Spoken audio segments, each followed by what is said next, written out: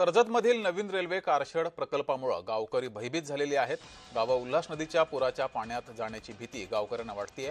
पावसाळ्यापूर्वी आम्हाला सुरक्षित ठिकाणी स्थलांतरित करा अशी मागणी या गावकऱ्यांनी केली आहे। या प्रकल्पामुळे अनेक गावं ही पुराच्या पाण्यात वाहून जाण्याची भीती इथल्या गावकऱ्यांना वाटते।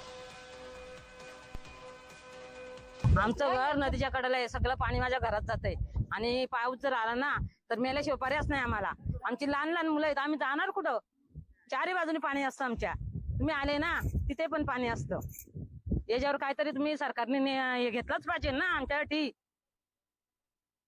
आमच्याकडे ह्या कारशेडचा जेव्हापासून चालू झालं भरावा, याच्या आधी खूप सारं पाणी यायचं, गावामध्ये खूप सारा पूर यायचा, भरपूर म्हणजे भरपूर पूर यायचा। तर आता ह्या भराव्यामुळं अजून आमच्या गावामध्ये म्हणजे चान्सच नाही। जेव्हा नदी इकडे पलटी व्हायची, या रेल्वे ट्रॅकला पलटी जायचं, त्यामुळे आम्ही वाचायचो। परंतु ह्या भरावामुळं आमच्या पूर्ण गावामध्ये पाणी जाणार आहे आणि आम्हाला मेल्याशिवाय दुसरा काही पर्यायच नाहीये। मौजे कर्जत येथील जे रेल्वेचे मेट्रो कारशेडचं काम सुरू आहे, त्या संदर्भातून बेंडस्यानी वावे या गावातील ग्रामस्थांनी तहसील कार्यालयामध्ये येऊन निवेदन देऊन त्या कारशेडच्या कामामुळे पूरस्थिती निर्माण होऊ शकते असं मला निवेदन दिलं होतं। त्याबाबत दालनात थोडीशी चर्चाही झाली।